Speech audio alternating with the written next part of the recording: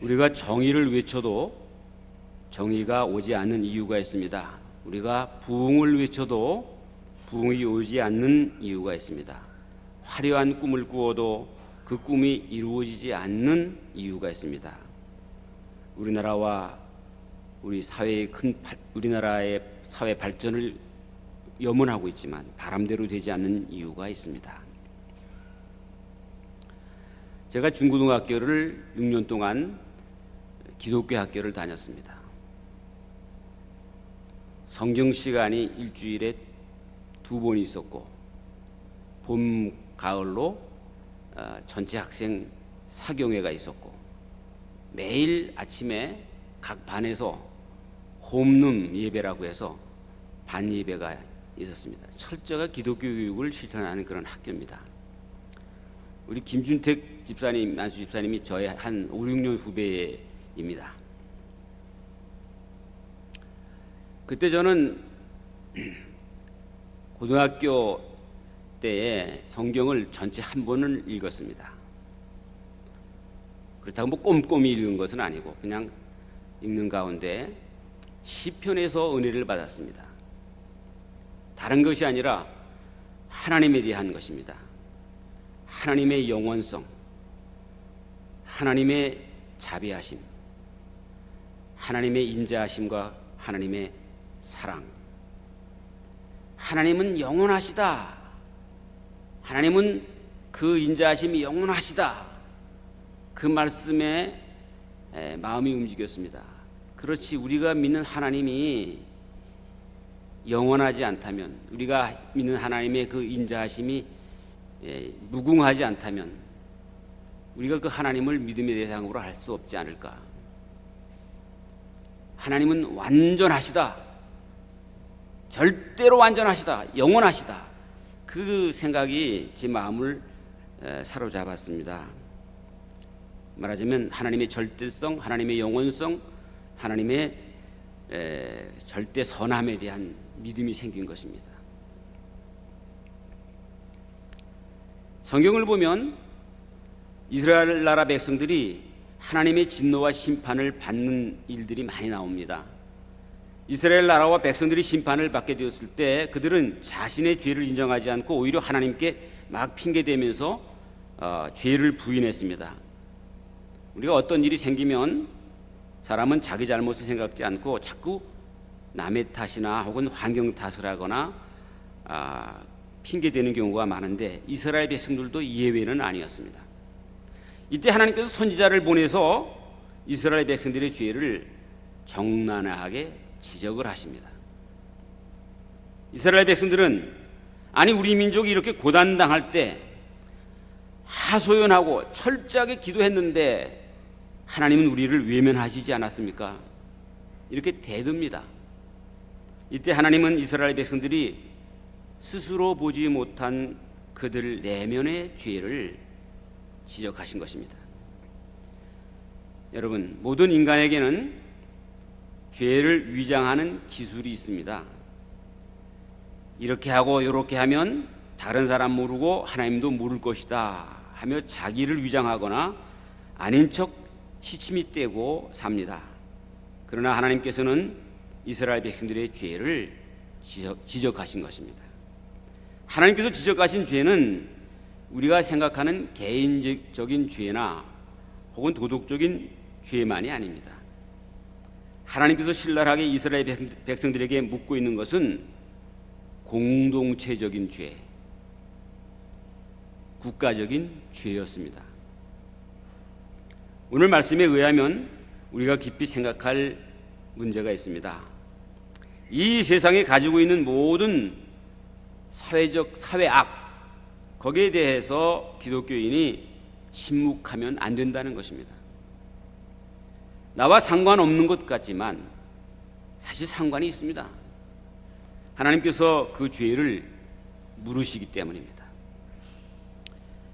하나님께서 지적하시는 사회악 3가지였습니다. 첫째는 정의롭지 못한 것, 공의롭지 못한 것입니다. 사회 도처에 불의한 일들이 일어나는데 침묵하는 것입니다. 둘째는 불법한 재판, 엉터리로 죄를 뒤집어 씌우고 그리고 잘못된 기소를 하고 잘못된 재판을 하는 것입니다. 이렇게 되면 국가와 사회가 기준을 잃어버립니다. 당시에도 억울한 재판이 많았습니다. 셋째는 나라 전체에 가득 찬 만연한 죄의 문제입니다. 죄의 문화 자체가 죄로 덮여져 있다. 하나님께서 오늘 본문 말씀에서 이것을 지적하십니다. 특별히 1절 2절 보면 보라 여호와의 손이 짧아서 구원하지 못하시는 것이 아니다. 귀가 어두우셔서 듣지 못하시는 것이 아니다. 너희의 죄악이 너희와 너희 하나님 사이를 갈라놓았다. 너희의 잘못이 하나님의 얼굴을 가렸다. 그래서 하나님께서 너희의 말을 듣지 않으실 뿐이다. 하나님과 이스라엘 백성 사이의 논쟁은 바로 이것입니다. 이스라엘 백성은 항의했습니다. 그렇게 울며 통곡하며 처절하게 기도했는데 하나님께서는 우리를 돌보지 않으셨다. 우리가 어렵고 힘들 때 외면하셨다 하는 것입니다. 이스라엘 백성들은 그것이 섭섭했습니다. 응답이 없어서 하나님께로부터 상처받았다는 것입니다. 또 하나님의 귀가 어두우신지 우리가 아무리 기도해도 듣지 않으셨다는 것입니다. 이것이 이스라엘 백성들의 생각이었던 것입니다. 물론 이런 상황이 이해는 됩니다. 얼마나 많은 위세의 침략을 이스라엘 백성들이 받았습니까? 나라를 빼앗기고 포로로 잡혀가고 모든 것이 다 파탄났습니다. 가장 비참한 삶을 살게 되면 사람들은 원인을 찾을 여유가 없습니다. 우선 항변하면서 아우성칩니다. 내가 죽게 되었고 배고프고 병들고 망하게 되었다는 지금의 이 현상만을 심각하게 생각할 뿐 왜 그렇게 되었는지를 생각하지 않습니다. 믿음이 없으면 하나님을 오해합니다. 이스라엘 백성들은 위대하신 하나님, 천지를 창조하신 하나님, 죽은 자를 살리신 하나님을 믿지 않고 손이 짧으신 하나님, 귀가 둔하신 하나님으로 오해하고 하나님을 무능한 하나님으로 인정해 버렸습니다. 그러나 하나님은 지금의 현상을 보시는 것이 아니라 원인을 보십니다. 하나님이 이렇게 말씀하십니다. 너희의 죄악이 너희와 너희 하나님 사이를 갈라놓았다. 너희의 잘못이 하나님의 얼굴을 가렸기 때문에 하나님께서 너희의 말을 듣지 않으실 뿐이다. 하나님은 능력이 없어서가 아닙니다. 귀가 어두워서가 아닙니다. 하나님은 다 보고 다 듣고 계십니다. 그런데 자기 백성들을 가까이 하지 않으신 것입니다. 왜? 죄 때문입니다. 오늘 성경은 너의 죄악이 너희와 너희 하나님 사이를 갈라놓았다라고 말씀하십니다. 여기 갈라놓았다는 것은 하나님과 우리 인간의 분리를 말합니다. 하나님께서 인간을 떠난 것이 아니라 인간이 하나님을 떠난 것입니다. 여기서 중요한 영적 원리를 하나 발견합니다. 하나님과 우리 사이의 죄는 멀어지게 합니다.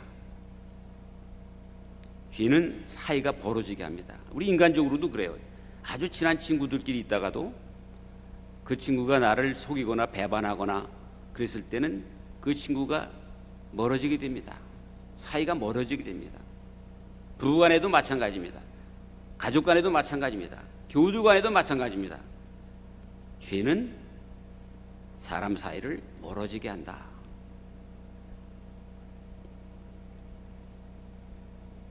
그래서 우리 안에 죄가 숨어 있다면 아무리 소리쳐도 하나님께서 듣지 않으신다는 것입니다. 하나님과 우리 사이에 간격이 멀어졌습니다. 너무나 멀어졌습니다. 우리가 소리를 쳐도 눈 하나 깜짝하지 않으십니다. 그러나 내 안에 숨어있는 죄를 고백하고 인정하고 드러내고 자복하면 응답이 강물처럼 옵니다.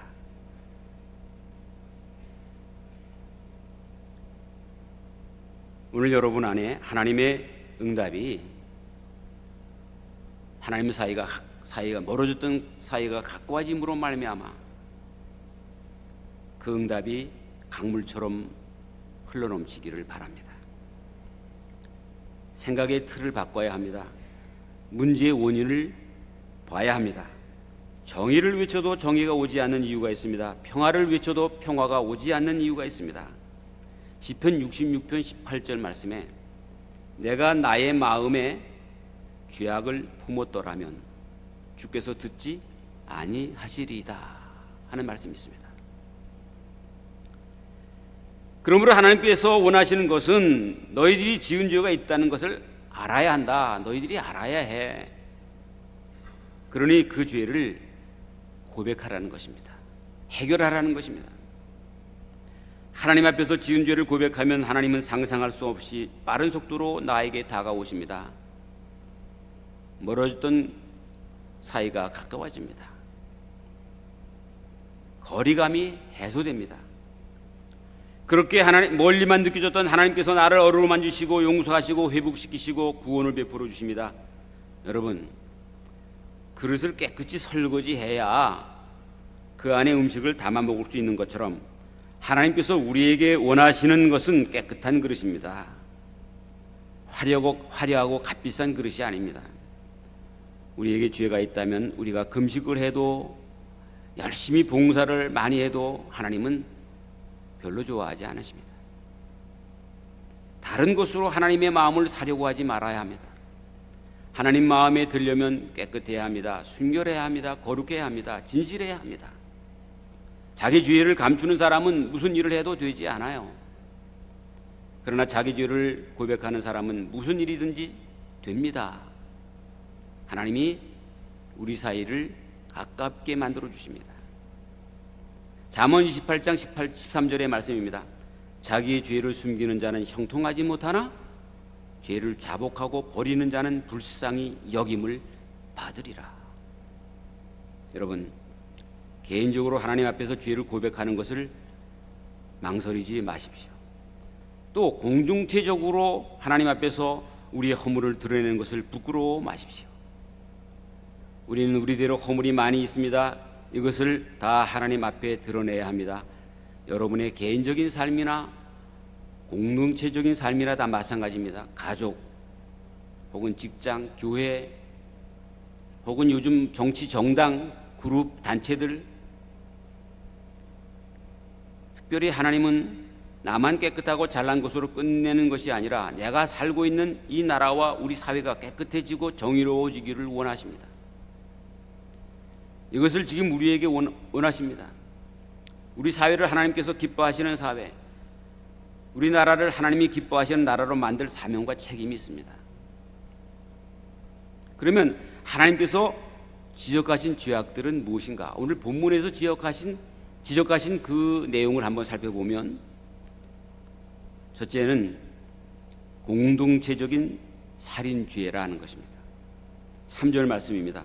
너희의 손바닥은 피로 더럽혀졌으며 너희의 손가락은 죄악으로 물들었구나. 너희의 입술은 거짓을 말하고 너희의 혀는 못된 말을 주절거리는구나. 손바닥은 피로 더럽혀졌다, 손가락은 죄악으로 물들었다는 것은 폭력, 살인, 전쟁으로 너희들의 손이 피로 더럽혀졌다는 뜻인데, 이것은 개인적인 문제가 아니라 한 집단, 한 사회, 한 국가의 문제입니다.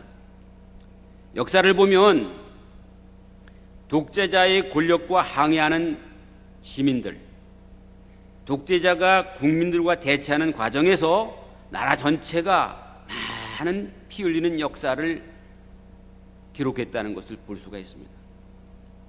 이런 것을 하나님께서 지적하신 것입니다. 이스라엘의 권력자들은 선지자들을 핍박하고 죽였습니다. 죄 없는 이웃들을 돌로 쳤습니다. 자기 자녀들을 몰렉이라고 하는 우상에게 제물로 바쳐 죽게 했습니다. 하나님께서 이런 것들을 기억하신 것입니다. 오늘 우리나라와 사회에 억울한 일이나 불평등한 일이 있어서는 안 됩니다. 힘없는 일반 시민들이 억울하게 피를 흘리게 하면 안 됩니다.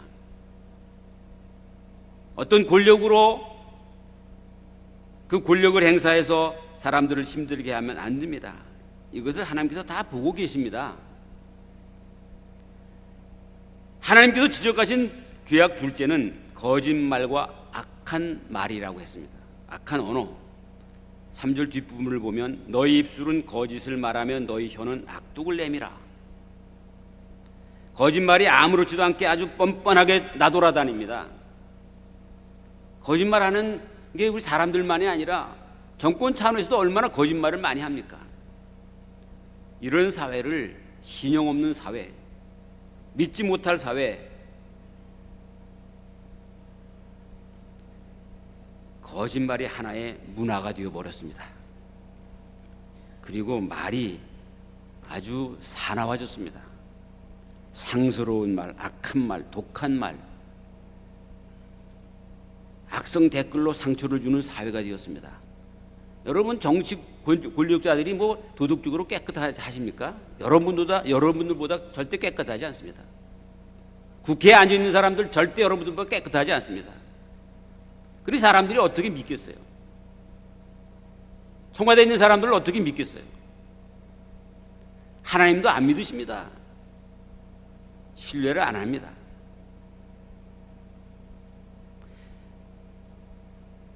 한 개인을 두고 하는 말이 아닙니다. 사회가 그렇게 되은 것입니다. 거짓말하는 사회는 마치 지옥과 같습니다. 서로 의심하고 과장하고 거부하고 위선과 허위로 위장하고 속이고 악한 말, 못된 말, 저주의 말을 아주 쉽게 하는 것입니다. 하나님께서 지적하신 죄악 셋째, 억울한 재판, 불법 재판입니다. 우리나라 사법부가 지금 엉망이 되었어요. 내가 볼 때는. 4절 말씀에서 보면 아무도 결백한 사람을 변호해 주지 않고 아무도 진실하게 판결을 내리지 않는구나. 허풍을 믿고 거짓말만 해대는구나. 고통을 잉태했으니 슬픔을 낳을 수밖에 없지 않느냐. 아무리 결백한 사람을 변호해 주지 않는 아무도 결백한 사람을 변호해 주지 않는다는 것은 억울하게 조사를 하고 기소를 당하여 재판에 넘겨진다는 것입니다. 그런 일이 곳곳에 도처에 있는 것입니다. 잘못한 사람을 잡아가는 것은 당연한 일이지만 죄 없는 사람을 정치적인 이유로 죄인을 만들었다는 것입니다. 그것으로 끝나는 것이 아니라 재판장도 공의롭게 재판하지 않고 엉뚱한 판결을 내렸다는 것입니다. 이스라엘이 바벨론의 포로로 끌려가기 전에 바로 이런 일들이 있었던 것입니다. 하나님께서 지적하신 죄악 넷째는 거짓 증언과 거짓 여론. 4절 후반부를 보면 잘못되고 거짓된 증언이 자꾸 생깁니다. 거짓된 여론이 자꾸 만들어집니다. 거짓말을 진실처럼 위장합니다. 이러한 사회는 고통을 잉태하고 슬픔을 낳는다고 했습니다. 그들은 독사의 알을 품고 거미줄을 친다. 그 알 가운데 하나만 먹어도 죽을 것이고 알이 밟혀서 깨지면 독사가 나올 것이다. 끊임없이 주변의 죄를 파급시키는 죄가 있습니다. 이것은 마치 벌레를 잡아먹기 위해서 거미가 거미줄을 치는 것과 같다고 설명했습니다. 이 사회 곳곳에 거미줄이 쫙 쳐 있습니다. 거기에 걸려들기만 하면 여지없이 잡아먹히는 것입니다. 자유를 억압하는 거미줄, 인권을 억압하는 거미줄, 시장경제의 자유를 억압하는 거미줄이 많다는 것입니다. 독사의 알을 품은 사회는 언제 어디서 터질지 모른다는 것입니다. 그 사회가 죄악을 품고 있기 때문입니다. 죄의 영향력으로 끊임없이 죄가 죄를 낳는 살벌한 사회가 되었다는 것을 말하고 있습니다. 또 본문에서 하나님께서 지적하신 죄악 다섯째는 만연한 죄의 문화. 은밀하게 죄는 퍼져나가는 것입니다. 그들이 짠 거미줄로는 옷도 만들 수 없고 그들이 맞는 것으로는 몸을 가릴 수도 없다.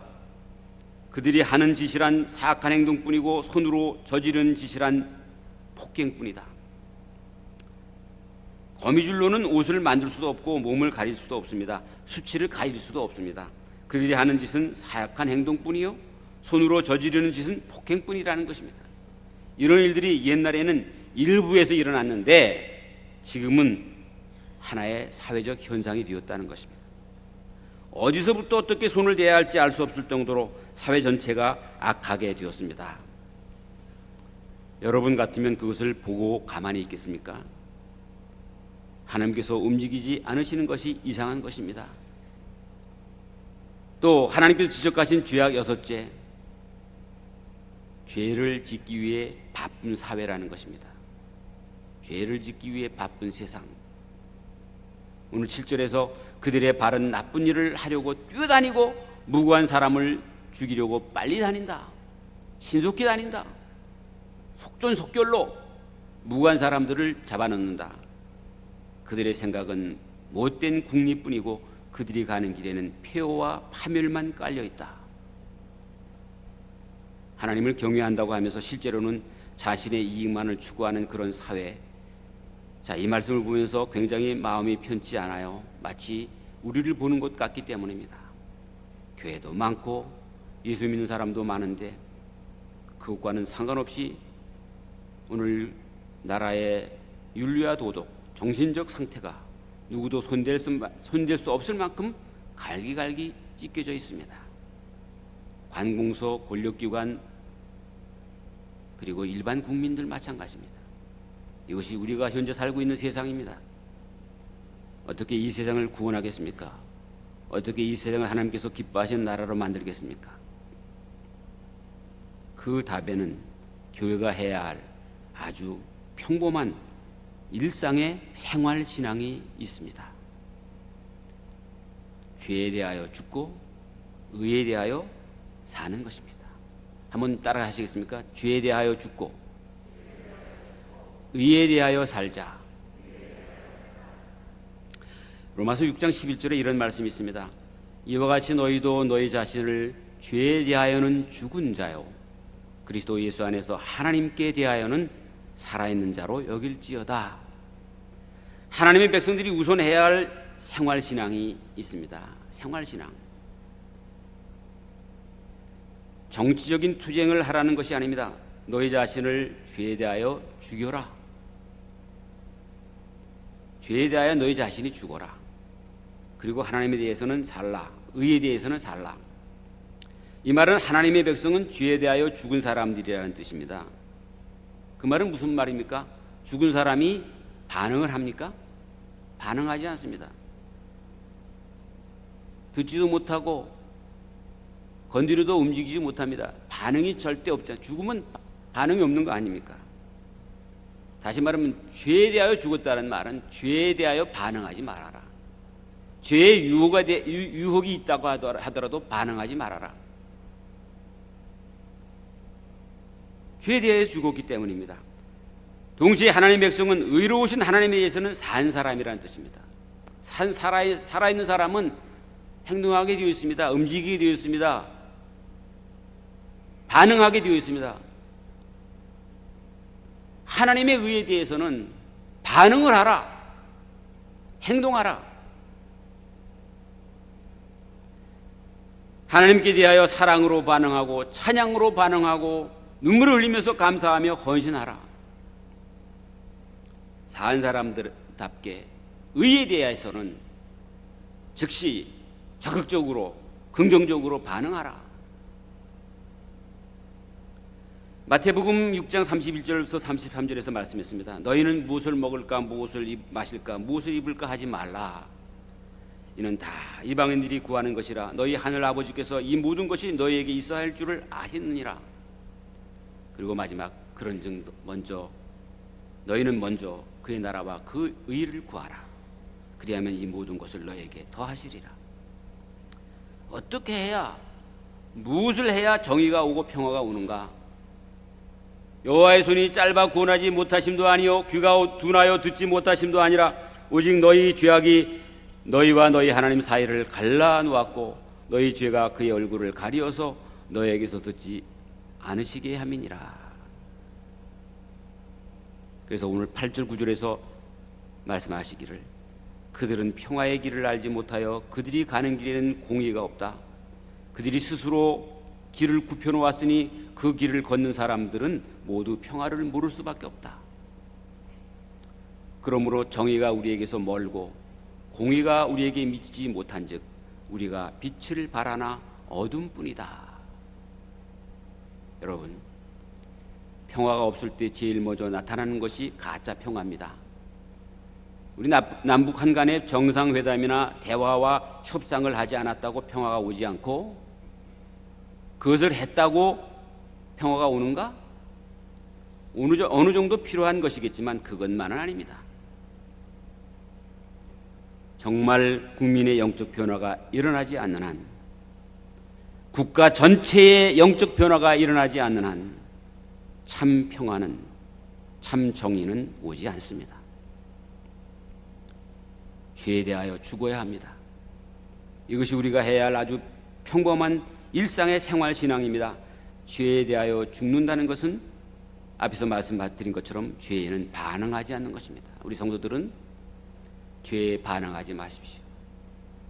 죄의 유혹에 끌리지 마십시오. 반응하지 마십시오. 부정부패에 반응하지 마십시오. 그것이 우리를 유혹해도 끌려다니지 마십시오. 죄에 대하여 죽은 자다. 죽은 자는 반응이 없지요. 온갖 죄의 유혹이 있어도 반응하지 말아야 합니다. 나쁜 일에는 일체 반응하지 말아야 합니다.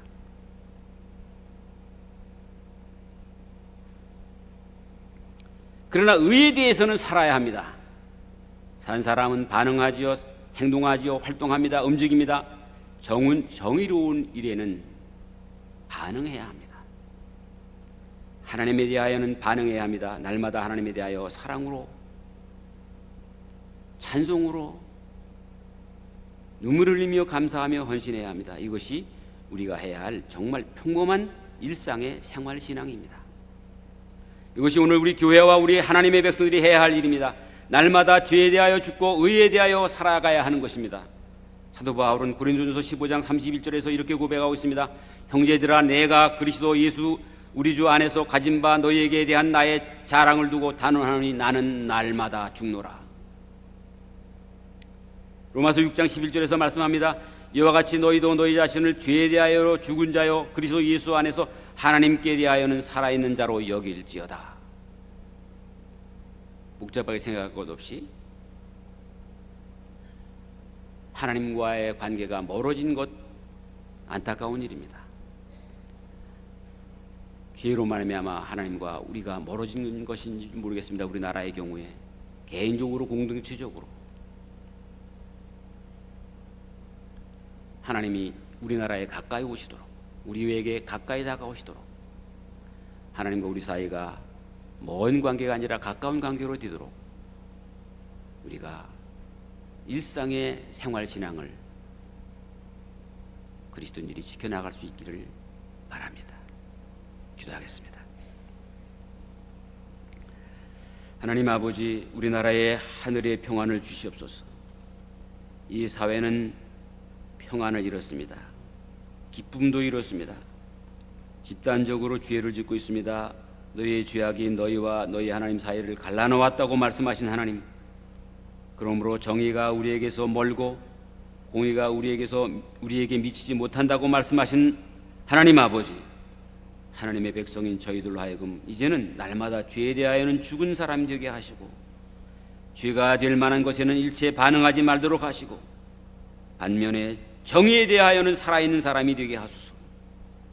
그리하여 정의로운 일, 하나님에 대하여는 언제나 즉각 반응하는 생활 신앙인이 될 수 있게 성령님께서 항상 붙들어 주시옵소서. 예수님의 이름으로 기도드립니다. 아멘.